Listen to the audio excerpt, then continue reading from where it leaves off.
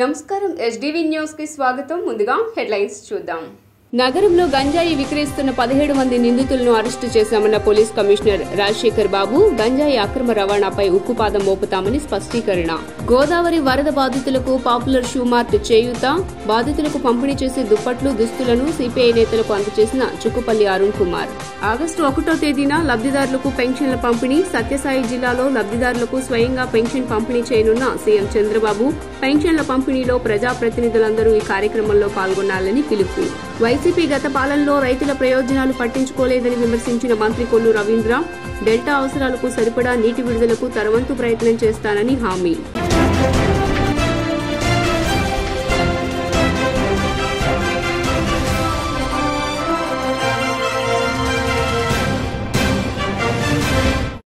ఇక డీటెయిల్స్ చూస్తే, నగరంలో గంజాయిపై ఉక్కుపాదం మోపుతున్నామని విజయవాడ పోలీస్ కమిషనర్ రాజశేఖర్ బాబు అన్నారు.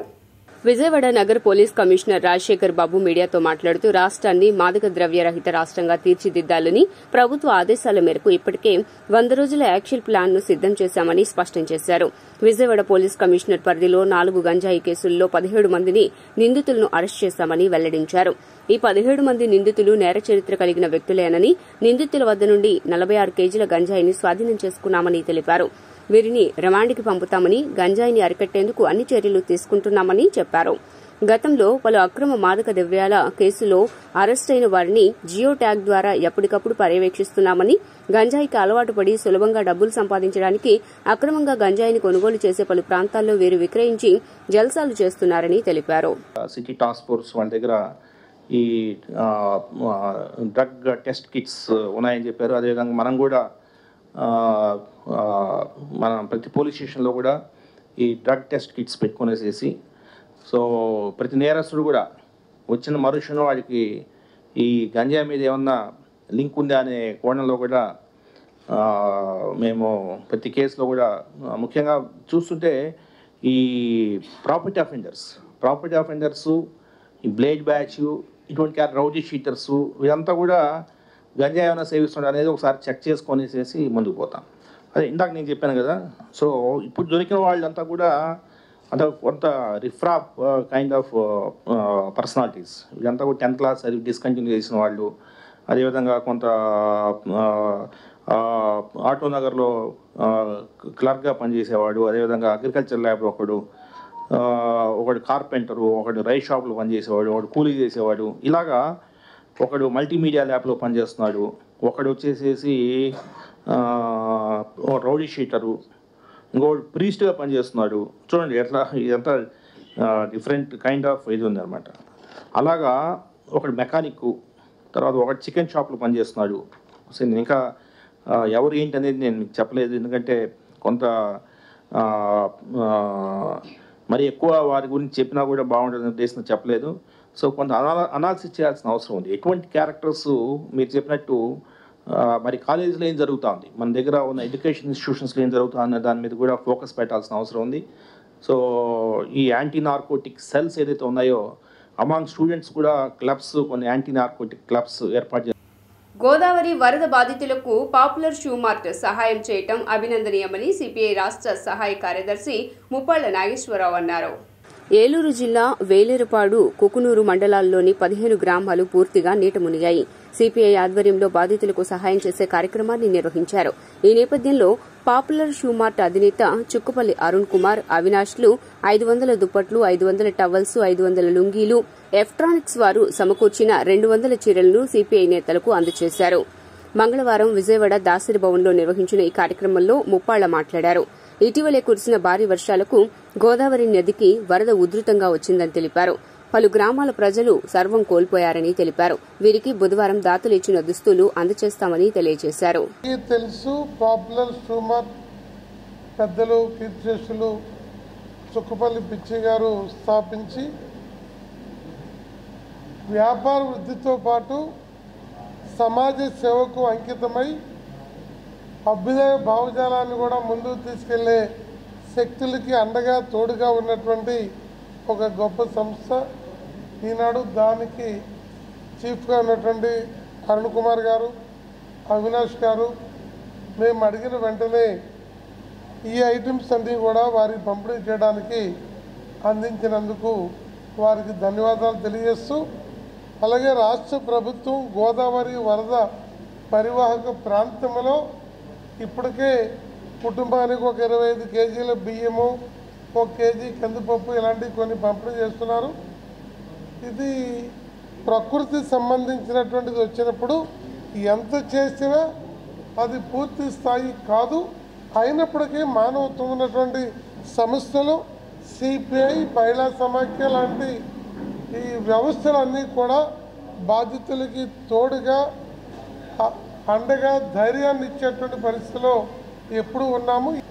ఇటీవల ఈ నెల 18, 19, 20 తేదీల్లో కురిసినటువంటి తీవ్రమైనటువంటి వర్షాల వలన, అలాగే పైనుంచి వచ్చినటువంటి వరదలు, వీటన్నిటి వలన గోదావరికి చాలా విపరీతమైనటువంటి ముంపు రావటము, అప్పటికే పెదవాగు సంబంధించినటువంటి తెలంగాణకి రాష్ట్రానికి మధ్యలో ఉన్నటువంటి 2 రాష్ట్రాల బాధ్యతగా ఉన్నటువంటి ఆ పెదవాగు బ్రిడ్జి అది కొట్టుకుపోవటము, దాంతో ఆ ప్రవాహము ఆ యొక్క వరద తీవ్రతకి మొత్తం అంతా కూడా దాదాపుగా 16 గ్రామాలు ఆ వరద తాకిడి వరవడి నెట్టుకుని రావటం జరిగింది. ఆ వరవడిలో ఒక 15-16 గ్రామాలు అయితే కొన్ని అయితే పూర్తిగా ధ్వంసం, ఇల్లు నామరూపాలు కూడా లేకుండా కొట్టుకుపోయినాయి, కొన్ని పాక్షికంగా దెబ్బతిన్నాయి. ఇళ్ళు, సామాన్లు అన్నీ కూడా మొత్తం అంతా ఏమీ లేకుండా నిరాశ్రయులైనటువంటి పరిస్థితి. దాదాపుగా ఒక 1500 కుటుంబాల దాకా కూడా ఈ రకమైనటువంటి నష్టానికి లోనైనటువంటి పరిస్థితి ఉంది. ఇంకా గవర్నమెంట్ ఇంకా అంచనాలు వేస్తూ ఉంది. ఏదో తాత్కాలికంగా ఉపశమనానికి ప్రభుత్వం కొంత ఇస్తున్నప్పటికీ ఎంత ఇచ్చినా కూడా వాళ్ళకు ఉన్నటువంటి కష్టాలు తీరేటువంటి పరిస్థితి కాదు. దాదాపుగా మనకందరికీ తెలుసు, విజయవాడ నగరంలో 1/2 శతాబ్దం పైగా పాపులర్ షూ మార్ట్ వాళ్ళ యొక్క ట్రస్ట్ ద్వారా కానివ్వండి, వాళ్ళ యొక్క గ్రూపు సంస్థల ద్వారా కానివ్వండి, ఈ దేశంలో కానీ రాష్ట్రంలో కానీ ఎక్కడ ఏ రకమైనటువంటి ప్రకృతి వైపరీత్యాలు జరిగినా కూడా, ఎవరికి ఏ రకమైన ఆపదొచ్చినా కూడా మేమున్నామంటూ ముందుకు వచ్చేటువంటి ఆపన్నహస్తం అందించేటువంటి పాపులర్ షూ మార్ట్ వాళ్ళు ఈ రోజున ఇక్కడ మీ అందరికీ కూడా ఈ సమాచారం ఇవ్వడం జరిగింది. అన్ని విషయాలు చెప్పారు, జరిగిన నష్టాన్ని క్లియర్గా కళ్ళ కట్టినట్టుగా చూపించారు. ఎలా ఉంటుందంటే అక్కడ సహాయ కార్యక్రమం చేయటానికి ఎవరు ముందుకు వస్తారు అని మేము వెయిట్ చేసి చూస్తూ ఉన్నాం అన్నమాట. సిపిఐ పార్టీ ముందు పూనుకొని మేము చేస్తాం సహాయం అని రావటం అనేది చాలా సంతోషకరమైన విషయం. చాలా ఆర్గనైజేషన్ ఉన్నాయి. ఎవరైనా ఇబ్బందుల్లో ఉన్నప్పుడు సహాయం చేయడానికి ఎవరొకళ్ళు ముందుకు రావాలి. ఒక వ్యాపార సంస్థగా మేము చేయలేము ఆ పని, కానీ ఒక నమ్మకమైన ఒక ఆర్గనైజేషన్ను వాళ్ళ కార్యకర్తలతో సహాయ కార్యక్రమాలకు ముందుకు వచ్చినప్పుడు మేము డబ్బు రూపేణా, వస్తు రూపేణా సహాయం చేయగలుగుతాం. ఎవరు ముందుకు రాకపోతే మేము చేయలేము. సో వెయిట్ చేస్తున్నాము. వారు ముందుకు వచ్చి మేము చేస్తాము అని అడిగినందుకు చాలా చాలా సంతోషము. అందుకని మేము వీలైనంత త్వరగా వాళ్ళకి, బాధితులకి ఏ వస్తువులు అయితే ఉపయోగపడతాయో అనేది ఆలోచించి, వాళ్ళు వరదల్లో అన్నీ కొట్టుకుపోతే ఏ వస్తువైనా ఉపయోగపడుతుంది, కానీ కొన్ని వస్తువులు ఎసెన్షియల్ అవుతాయి. అందులో భాగంగా ఈ రోజున దుప్పట్లు, లుంగీలు, టవల్స్ ఏర్పాటు చేయడం జరిగింది. ఏపీలో సామాజిక పెన్షన్ల పంపిణీ కోసం ప్రభుత్వం విస్తృత ఏర్పాట్లు చేసింది. ఎన్నికల్లో ఇచ్చిన హామీ మేరకు 1వ తేదీనే పెన్షన్లు పంపిణీ చేసేందుకు ప్రభుత్వం అన్ని ఏర్పాట్లు చేసింది. వరుసగా 2వ నెల కూడా పెంచిన పెన్షన్లు మొత్తం లబ్దిదారులకు అందజేయనుంది. ఈ మేరకు ఇప్పటికే ఎన్టీఆర్ భరోసా సామాజిక పెన్షన్ల కోసం ప్రభుత్వం 2,737 కోట్ల రూపాయలను విడుదల చేసింది. రాష్ట్ర వ్యాప్తంగా ఉన్న 64,82,000 మంది లబ్దిదారులకు గురువారం ఉదయం 6 గంటల నుంచే పెన్షన్లు పంపిణీ చేయనున్నారు. యథావిధిగా సచివాలయ ఉద్యోగుల ద్వారానే పెన్షన్లు పంపిణీ కార్యక్రమం చేపట్టనున్నారు. ఉదయమే ఇళ్ల వద్దకు వచ్చి నేరుగా పెన్షన్లు అందజేయనున్నట్లు ప్రభుత్వం ప్రకటించింది. గ్రామ, వార్డు సచివాలయ సిబ్బంది ఇంటింటికి వెళ్లి తొలి రోజే దాదాపు పెన్షన్ల పంపిణీ సొమ్ము మొత్తం అందజేయాలని ప్రభుత్వ ప్రధాన కార్యదర్శి ఆదేశించారు.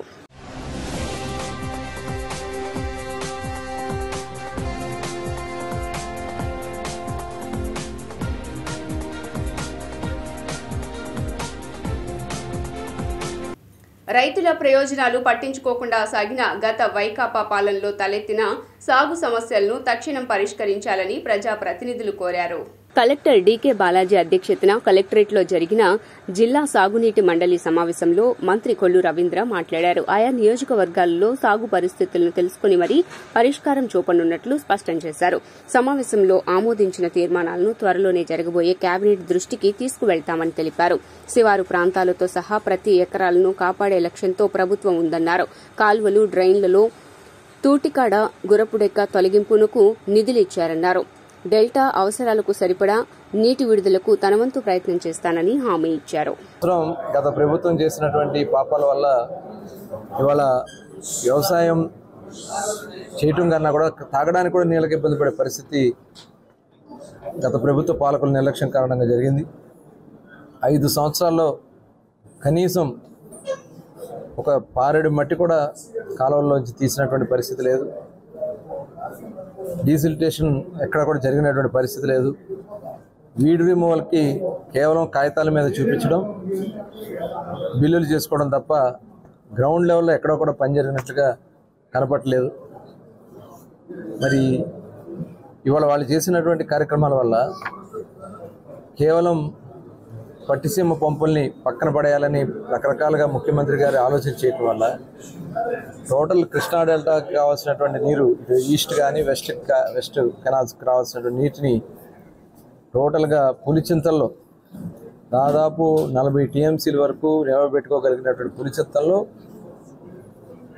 0.8కి లెవెల్కి పడేశారు. పైన సాగర్లో నీళ్ళు లేవు, ఆ పైన శ్రీశైలం నీళ్ళు లేకుండా చేశారు. ఇవాళ చాలా ఇబ్బందులు పడేది. గౌరవ ముఖ్యమంత్రి గారు వెంటనే యుద్ధ ప్రాతిపదికమైన ఇరిగేషన్ శాఖ మంత్రికి ఆదేశించి పట్టిసీమ పంపులు ఆన్ చేయించి ఇవాళ 20 పంపుల పైన 21 పంపులు వర్క్ చేస్తూ ఉన్నాయి. ఇవాళ ముందు తాగునీటి సమస్య తీరింది. వ్యవసాయానికి కూడా ఇవాళ ఆ నీరు, ఎందుకంటే మనకి రిక్వైర్మెంట్ దాదాపు 10,000 క్యూసెక్లు కావాలి. ఈ 10,000 క్యూసెక్లు రావాలంటే పంపుల నుంచి వచ్చేది ఇక్కడ లాస్ట్ పాయింట్కి వచ్చేటప్పటికి నాయి బ్రాహ్మణులకు ఎమ్మెల్సీ పదవి కేటాయించవలసిందిగా కోరుతున్నామని రాష్ట్ర అధ్యక్షులు రమణ అన్నారు. గాంధీనగర్ ప్రెస్ క్లబ్ లో నాయి బ్రాహ్మణుల సంఘం విలేకరుల సమావేశం జరిపారు. ఈ సందర్భంగా రాష్ట్ర అధ్యక్షులు రమణ మాట్లాడుతూ రాష్ట్రంలోని అన్ని దేవాలయాల్లో వాయిద్యం వృత్తి చేస్తున్న నాయి బ్రాహ్మణులను 4వ తరగతి ఉద్యోగులుగా పరిగణించవలసిందిగా కోరుతున్నామన్నారు. నాయి బ్రాహ్మణ వృత్తి అయినటువంటి క్షౌర వృత్తిని నేడు బడా పెట్టుబడిదారులు బ్యూటీ పార్లరు మరియు స్పాల రూపంలో మా వృత్తిని చేపట్టి మాకు నిలువు నీడ లేకుండా చేస్తున్నారని, కావున ఇతరులు బ్యూటీ పార్లర్లు నెలకొల్పకుండా తగు ఆదేశాలు జారీ చేయవలసిందిగా కోరుతున్నామన్నారు. బీసీ కార్పొరేషన్ ద్వారా పట్టణాల్లో 20 నుండి 30 లక్షల రూపాయల బ్యాంకులతో ఎటువంటి లింకులు లేకుండా రుణాలు ఇప్పించవలసిందిగా కోరుతున్నామన్నారు. నాయి బ్రాహ్మణ పిల్లలకు విదేశీ విద్య అభ్యసించుటకు విద్యార్థులకు నాయి బ్రాహ్మణ కార్పొరేషన్ ద్వారా 10 లక్షల నుండి 15 లక్షల వరకు సహాయం చేయవలసిందిగా కోరుతున్నామన్నారు. దేవాలయాల్లో నియమిస్తున్నటువంటి ట్రస్ట్ బోర్డుల్లో చైర్మన్ లేదా మెంబర్ నాయి బ్రాహ్మణులకు నియమించవలసిందిగా కోరుతున్నామన్నారు. ముసిడిపల్లి రమణ, రాష్ట్ర నాయి బ్రాహ్మణ సేవా సంఘం అధ్యక్షుడిని.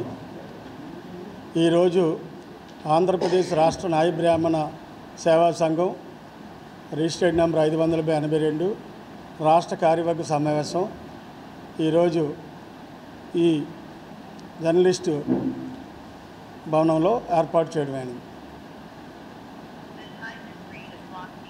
ఈరోజు నూతనంగా ఏర్పడినటువంటి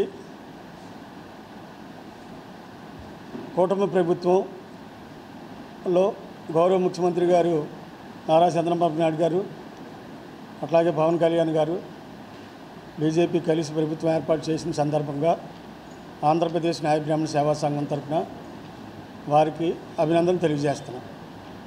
అట్లాగే రాష్ట్రంలో ఉన్నటువంటి నాయ బ్రాహ్మణులు అనేకమైనటువంటి సమస్యలతో ఈరోజు జీవనం వెలబోస్తున్నారు. ముఖ్యంగా ఈరోజు వృత్తి చేస్తున్నటువంటి నాయ బ్రాహ్మణులు కార్పొరేటివ్ చెల్లిన వల్ల ఈరోజు వాళ్ళ వృత్తి తీవ్రంగా నష్టం ఏర్పడింది.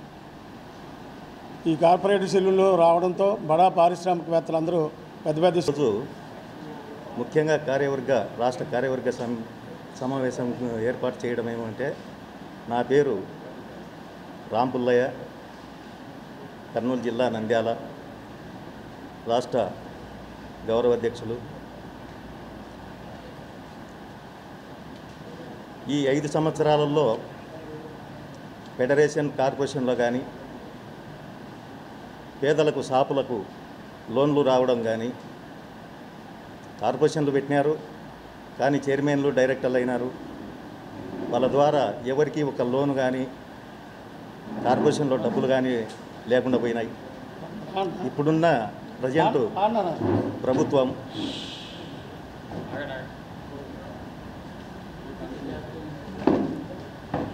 ఇప్పుడున్నటువంటి ప్రభుత్వం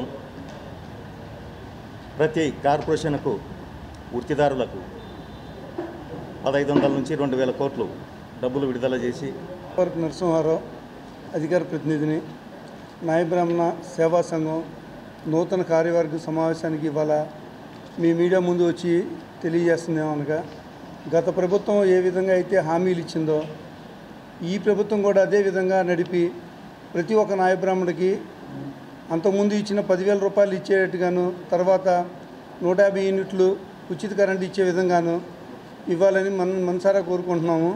అదేవిధంగా నూతనంగా ఈరోజు జరుగుతున్న ప్రతి ఒక్క కార్పొరేట్ సెలూన్లు ఎలాగైతే ఉన్నాయో మా నాయ బ్రాహ్మణంలో ఉన్న నేర్చుకునే కుర్రవాళ్ళకు కూడా అలాంటి పార్లర్లు ఏర్పాటు చేయించి అదేవిధంగా ముందుకు నడిపించాలని మనసారా కోరుకుంటున్నాము. అమ్మాయిలు ఆత్మవిశ్వాసంతో అడుగులు వేసి జీవితంలో ముందుకు సాగాలని కలెక్టర్ సృజన పేర్కొన్నారు. ప్రపంచ మానవ అక్రమ రవాణా వ్యతిరేక దినోత్సవం సందర్భంగా నగరంలోని మేరీ స్టెల్లా కళాశాలలో కళాశాల మహిళా సాధికారిత cell, forum for child rights, మహిళా అభివృద్ది శాఖ, పోలీస్ కమిషనరేట్ సంయుక్త ఆధ్వర్యంలో ప్రత్యేక కార్యక్రమాన్ని నిర్వహించారు.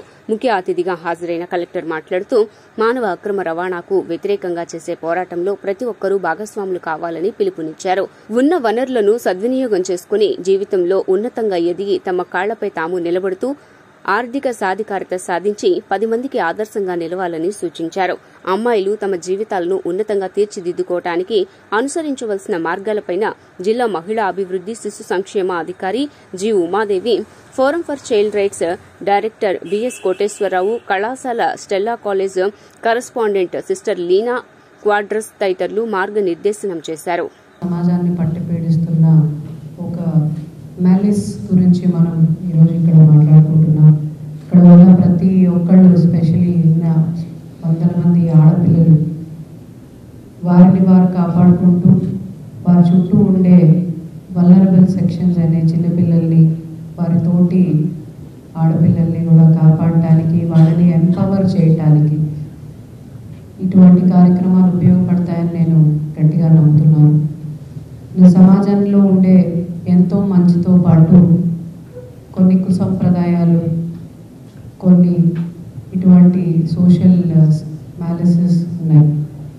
వాటన్నిటి గురించి మనకు తెలియదు అనుకొని లేదా మనం చూడలేదు అనుకొని కళ్ళు మూసుకొని పక్కకి వెళ్ళటం కంటే వాటిని చూసి ఎదుర్కొని ఇంకెవరికి కూడా ఇటువంటి అన్యాయం జరగకుండా ఉండటానికి ప్రతి ఒక్కరు కూడా ఒకరికొకరు సహాయం చేస్తూ పోరాటం చేయాల్సిన అవసరం ఉంది అని తెలియజేయడానికి ఇటువంటి కార్యక్రమాలు ఏర్పాటు చేయడం జరుగుతుంది.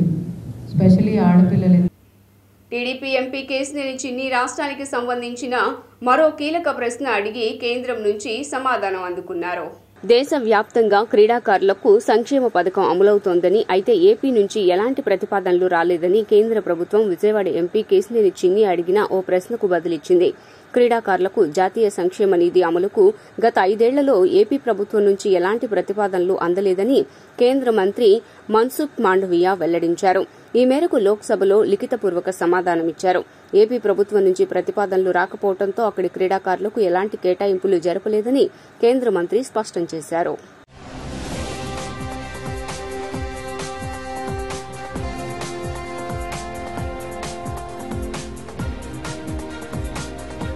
గతంలో వాలంటీర్లపై వ్యాఖ్యలు చేశారంటూ ఏపీ డిప్యూటీ సీఎం పవన్ కళ్యాణ్పై గుంటూరులో కేసు నమోదైన సంగతి తెలిసిందే.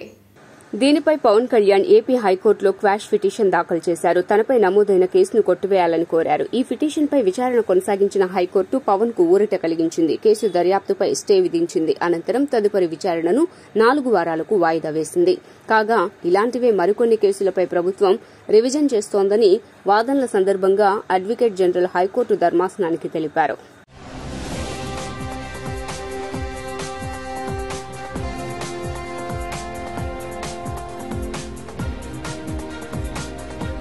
అమరావతి అభివృద్ధిపై దృష్టి సారించిన ఏపీ ప్రభుత్వం తాజాగా మరో కీలక ప్రాజెక్టు ప్రతిపాదనలు పరిశీలిస్తోంది. టీడీపీ హయాంలో సుమారు 180 కిలోమీటర్ల అమరావతి ఔటర్ రింగ్ రోడ్డుతో పాటు సుమారు 97.5 కిలోమీటర్ల పొడవైన ఇన్నర్ రింగ్ రోడ్డు ప్రతిపాదనలు సిద్దం చేశారు. అమరావతి, విజయవాడ చుట్టూ తాడేపల్లి, మంగళగిరితో పాటు ఉమ్మడి కృష్ణా, గుంటూరు జిల్లాల పరిధిలోని పలు గ్రామాలు ఐఆర్ఆర్ లోపలికి వచ్చేలా ప్లాన్ సిద్దం చేశారు. ఆ తర్వాత ఈ అంశాలకు బ్రేక్ పడింది. భవిష్యత్తులో అమరావతి, విజయవాడ, గుంటూరు నగరాలు, మంగళగిరి, తాడేపల్లి పట్టణాలు కలిసిపోయి మహానగరంగా అభివృద్ది చెందే అవకాశం ఉందని ప్రభుత్వం భావిస్తోంది. ఇక అమరావతి, విజయవాడ చుట్టుపక్కల ప్రాంతాలు వేగంగా అభివృద్ది బాటన సాగుతూ ఉండటంతో భవిష్యత్ అవసరాలకు ఐఆర్ఆర్ అవసరమేనని ప్రభుత్వం అంచనాగా ఉంది. ఇక అమరావతి, విజయవాడ నగరాల చుట్టూ 8 వరుసల ప్రధాన రహదారి, 4 వరుసల సర్వీస్ రోడ్డుతో ఇన్నర్ రింగ్ రోడ్డు నిర్మించేందుకు 3 అలైన్మెంట్లు గతంలో సిద్దం చేశారు.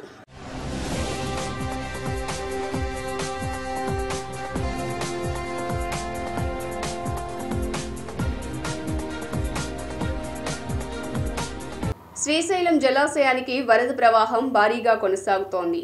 శ్రీశైలం ప్రాజెక్టు ఇన్ఫ్లో 3,37,891 క్యూసెక్కులు కాగా అవుట్ఫ్లో 3,33,066 క్యూసెక్కులకు చేరుకుంది.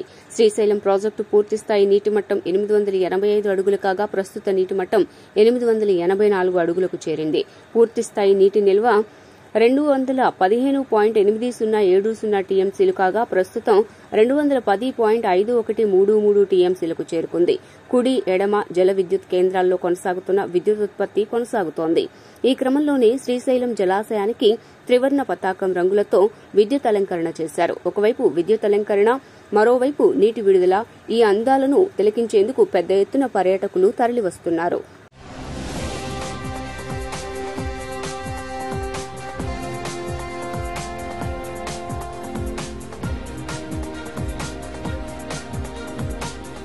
రాష్ట్ర ప్రభుత్వం ఓటాన్ అకౌంట్ బడ్జెట్పై ఆర్డినెన్స్ జారీ చేసింది. గత ప్రభుత్వం తలపెట్టిన ఓటాన్ అకౌంట్ బడ్జెట్ పరిమితి బుధవారంతో ముగియనుంది. ఈ నేపథ్యంలో 4 నెలల కాలానికి ఓటాన్ అకౌంట్ బడ్జెట్ ఆర్డినెన్స్ కు ప్రభుత్వం ఆమోదం తీసుకుంది. సుమారు 1.30 లక్షల కోట్లతో ఓటాన్ అకౌంట్ బడ్జెట్ ఆర్డినెన్స్ ఇచ్చింది. 40 విభాగాలకు చెందిన డిమాండ్లు, గ్రాంట్లకు ఆమోదం లభించే ఓటాన్ అకౌంట్ బడ్జెట్ రూపొందించింది. అన్నా క్యాంటీన్ల నిర్మాణం, రహదారుల మరమ్మతులు సహా కొన్ని అత్యవసర విభాగాలకు బడ్జెట్ కేటాయింపులు చేసింది. రోడ్ల మరమ్మతులకు 1,100 కోట్ల మేర ఖర్చవుతుందని అధికారులు అంచనా వేశారు. ఆగస్టు 15 నుంచి అన్నా క్యాంటీన్లను ప్రారంభించేందుకు ప్రభుత్వం సిద్దమవుతోంది. కొన్ని కీలకమైన కేంద్ర పథకాలకు మ్యాచింగ్ గ్రాంట్కు నిధులు కేటాయించినట్లుగా సమాచారం.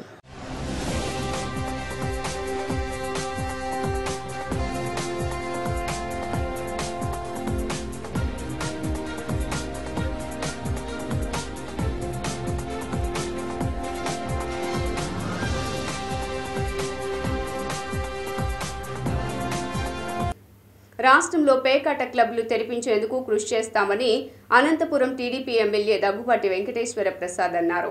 అనంతపురమే కాదు, రాష్ట్ర వ్యాప్తంగా పేకాట క్లబ్లు తెరిపించే అంశాన్ని సీఎం చంద్రబాబు దృష్టికి తీసుకువెళ్తానన్నారు. ఈ విషయంపై ఇప్పటికే కలెక్టర్తో మాట్లాడానని తెలిపారు. ఈ కార్యక్రమంలో మాట్లాడుతూ పేకాట ఆడకపోవటం వల్ల మనిషి జీవితకాలం తగ్గిపోయిందని తెలిపారు. సోషల్ మీడియాలో వైరల్ అవుతోంది ఈ వీడియో.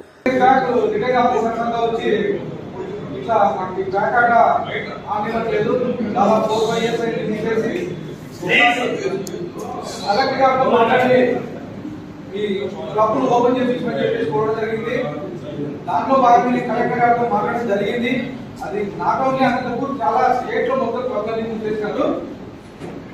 సీఎం గారి దృష్టికి తీసుకెళ్లి దీన్ని సాల్వ్ చేస్తామని చెప్పేసి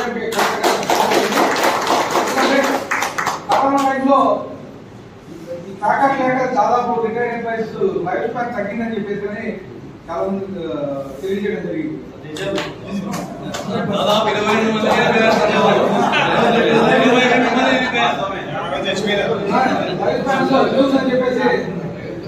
అదే విషయం కలెక్టర్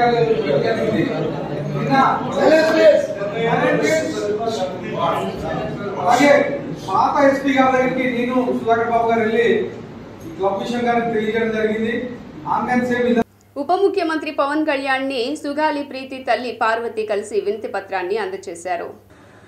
మా అమ్మాయి సుగాలి ప్రీతిపై అఘాయిత్యానికి పాల్పడి హత్య చేసిన కేసును సీబీఐకి అప్పగిస్తూ గత ప్రభుత్వం జీవో ఇచ్చింది. అయితే సీబీఐ వరకు కేసు వెళ్లలేదని సుగాలి ప్రీతి శ్రీమతి పార్వతి కన్నీటి పర్యంతమవుతూ రాష్ట్ర ఉప ముఖ్యమంత్రి పవన్ కళ్యాణ్ కి వినతి పత్రాన్ని అందించారు. మంగళవారం సాయంత్రం మంగళగిరిలో శ్రీ పవన్ కళ్యాణ్ ని తన కుటుంబ సభ్యులతో కలిసి వినతి పత్రం ఇచ్చి ఆవేదన వ్యక్తం చేశారు. తమ బిడ్డకు జరిగిన అన్యాయం మరే ఆడబిడ్డకు జరగకుండా చూడాలని కోరారు. సీబీఐ దర్యాప్తు ప్రారంభించేలా చర్యలు తీసుకోవాలని ఎన్నిసార్లు విజ్ఞప్తి చేసినా స్పందన రాలేదన్నారు. ఈ కేసు విషయంలో తమకు న్యాయం చేయాలని కోరారు. ఉప ముఖ్యమంత్రి వర్యులు పవన్ కళ్యాణ్ స్పందిస్తూ సుగాలి ప్రీతి కేసు విషయంలో ఆమె తల్లి పార్వతి గారు పోరాడుతూనే ఉన్నారని, ఈ విషయంపై పోలీసులు అధికారులతో మాట్లాడతానని తెలిపారు.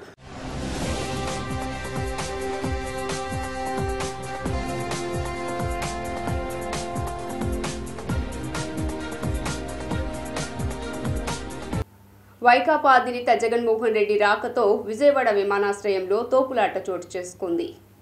బెంగళూరు నుంచి విమానంలో సాయంత్రం 4 గంటలకు సతీమణి భారతితో కలిసి జగన్ విజయవాడ అంతర్జాతీయ విమానాశ్రయానికి చేరుకున్నారు.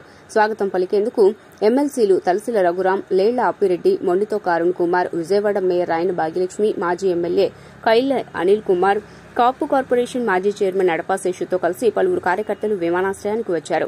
ఈ క్రమంలో వైకాపా కార్యకర్తలు జగన్ వద్దకు ఒక్కసారిగా దూసుకెళ్తూ ఉండగా బందోబస్తు విధులు నిర్వహిస్తున్న ఎస్ఐ శివప్రసాద్ కానిస్టేబుళ్లు అదుపు చేసేందుకు యత్నించారు. వారిని బలవంతంగా వెనక్కి లాగేస్తూ 2 కార్యకర్తలు దురుసుగా ప్రవర్తించారు. జగన్ కాన్వాయ్ వెళ్లిన అనంతరం సదరు కార్యకర్తలను అదుపులోకి తీసుకునేందుకు పోలీసులు ప్రయత్నించినప్పటికీ కారు ఆపకుండా వారు పరారయ్యారు. ఈ ఘటనపై గన్నవరం పోలీసులు కేసు నమోదు చేశారు.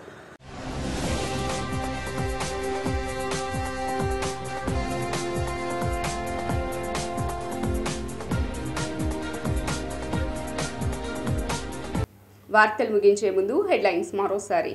నగరంలో గంజాయి విక్రయిస్తున్న 17 మంది నిందితులను అరెస్టు చేశామన్న పోలీస్ కమిషనర్ రాజశేఖర్ బాబు. గంజాయి అక్రమ రవాణాపై ఉక్కుపాదం మోపుతామని స్పష్టీకరణ. గోదావరి వరద బాధితులకు పాపులర్ షూ మార్ట్ చేయూత. బాధితులకు పంపిణీ చేసే దుప్పట్లు, దుస్తులను సిపిఐ నేతలకు అందజేసిన చుక్కుపల్లి అరుణ్ కుమార్. ఆగస్టు 1వ తేదీన లబ్దిదారులకు పెన్షన్ల పంపిణీ. సత్యసాయి జిల్లాలో లబ్దిదారులకు స్వయంగా పెన్షన్ పంపిణీ చేయనున్న సీఎం చంద్రబాబు. పెన్షన్ల పంపిణీలో ప్రజాప్రతినిధులందరూ ఈ కార్యక్రమంలో పాల్గొనాలని పిలుపు. వైసీపీ గత పాలనలో రైతుల ప్రయోజనాలు పట్టించుకోలేదని విమర్శించిన మంత్రి కొల్లు రవీంద్ర. డెల్టా అవసరాలకు సరిపడా నీటి విడుదలకు తరవంతు ప్రయత్నం చేస్తానని హామీ. ఎస్డీవీ న్యూస్ ఇంతటితో సమాప్తం. తిరిగి వార్తల్లో మళ్లీ కలుద్దాం. అంతవరకు సెలవు. నమస్కారం.